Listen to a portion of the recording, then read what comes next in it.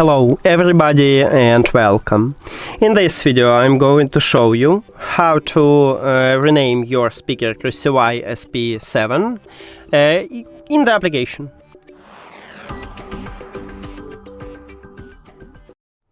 You have to start by open QCY app. Of course you need to add your speaker to the application and then you will see the same menu.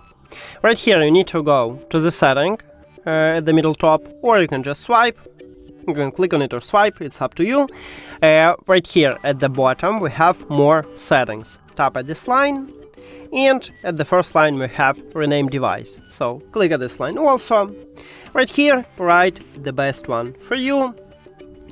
Let's say I wanna add this text. The most important is to click done to save this new name. So click done, then click OK, and it said that you need to restart your device. But in the application we already have another name. If you want to have the same name for your on your phone, you can restart your speaker.